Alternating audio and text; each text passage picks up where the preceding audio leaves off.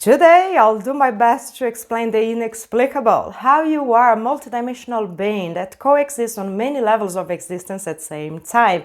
I'll talk briefly about the densities or dimensions of existence, about the concept of us being multidimensional, about the journey of the soul, and at the end, I'll present some points to reflect on and some final conclusions. But before I start the content, let me clarify something. I don't own the truth, and I accept the idea that what I believe is not necessarily how things really are. And I also don't feel the need to convince anybody to believe in the same things as I do. Actually, I'm super in favor of encouraging people to not follow anyone and to become their own guru.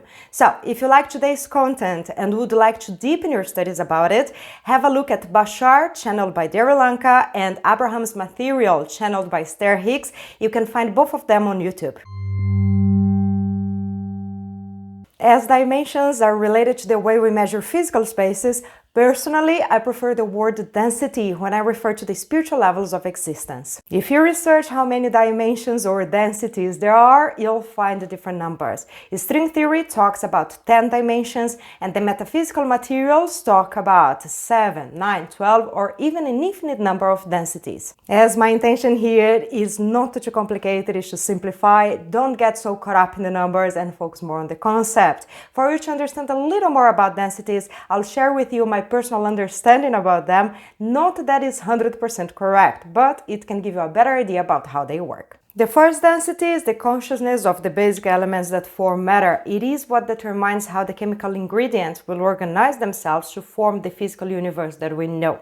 The second density is the consciousness of the animals and elementals, such as fairies and gnomes, the beings that take care of nature. The third density is where we are right now. It is a physical world where you have dualities, limitations, and illusion of separation. The fourth density, it is the astral plane, a non-physical copy from here, which means you still have dualities, limitation, and separation. It is the place where many of us will go after our physical body dies. The fifth density is also physical, but it is not dual. And compared to the density we are right now, it would be like heaven. And by the way, Earth is transitioning from the third to the fifth density. I still want to talk about it in one of my videos. Angels, archangels, and the higher self exist somewhere between the sixth to the eighth density. They can be in many places at the same time, and they can perceive time all at once.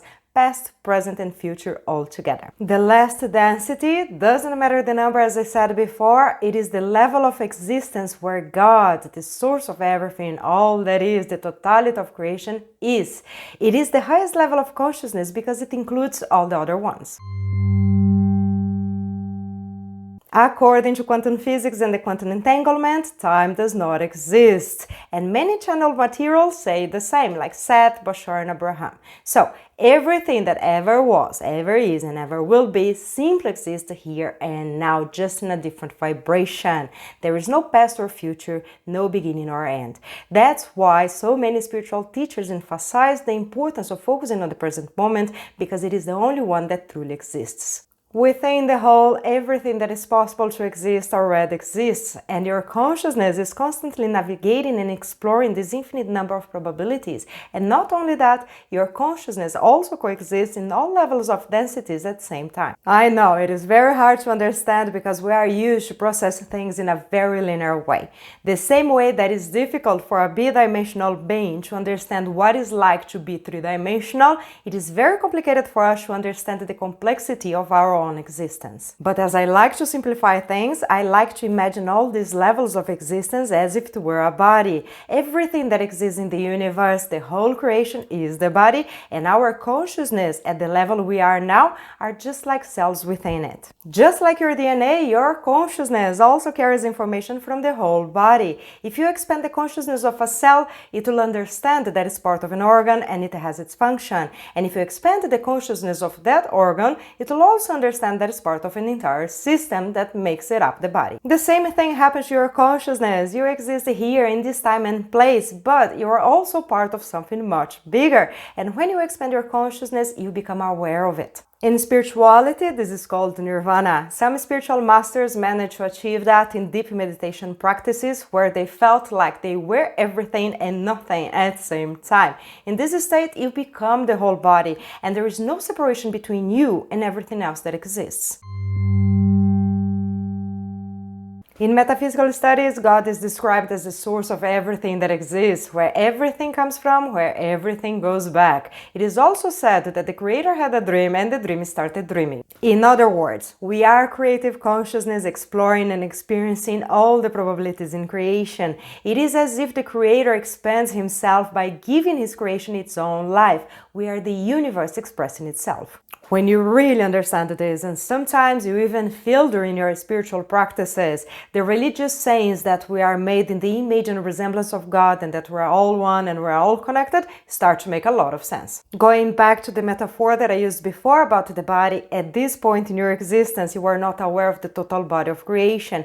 But as you explore all probabilities and expand your consciousness, then you become aware of the organs, how they work together, until you become aware of the whole system. And the peak of this experience would be to realize that in fact you are the whole body. So in my understanding, the journey of the soul is about exploring and expanding through all these experiences until it reintegrates back into the source. Some people like to call this process reincarnation. I like to call it the eternal journey to comprehend God. Of course, today I simplified to the maximum something that's very complex. If you consider that I'm right about how it all works, I invite you now to reflect about a few things. We are used to think about existence in terms of reincarnation, a sequence of past, present, and future lives. But if there is no time in the grand design of creation and all these lives happen in parallel, how do the concepts of karma and planning your life work then? Do they still exist? In my understanding, yes. The only thing that changes is that it is happening in the present moment because it is the only one that exists, which means your soul is choosing right now the experiences it wants to have. And as your soul is timeless, it can see the past, present, and future. It can also choose the whole movie of your life that it wants to watch. And there is usually a misconception in the way people understand karma. A lot of people think it is the payment for something bad that was done, but it's not. The word karma means action-reaction, which translates as what you put out is what you get back. Another view that I use to understand karma is to look at it as energies that need to be explored. As this world that we are right now is dual, when the soul explores polarities, it can understand better the whole because they are like two faces of the same coin. Karma can be also understood as an attachment to an idea, whether it's a feeling of revenge or even a belief, and it can be instantaneously released if you let go of that thought. Now, let's talk about some terms that spiritual people like to use, like old souls, spiritually more evolved, ascension. When you truly understand that creation is not linear and that time does not exist, these words lose the meaning. Besides, they indicate spiritual superiority, which is a feeling that can only come from your ego. So I don't particularly like them. I prefer to use the word expansion. Some people have already expanded their consciousness and are able to understand complex concepts. Others are still focused on having a very good human experience, and that's okay. Everyone has the ability of experiencing everything that I spoke today. The ones that didn't yet will do so when they are ready. We feel the need to label and detail things so we can understand them better. But the more you expand your consciousness, the less need you'll have to do so, because usually labeling causes a lot of separation. One last thing that I would like to mention. Your soul could be anywhere else in the cosmos, and from all the options it has to explore, it is choosing to be right here, right now. So the life you are living must be extremely important. You have the rest of eternity to be spirit, and this human life in comparison to it is very short. Make the best out of it. I really hope today's video has helped you somehow. Thank you so much for watching and see you next time.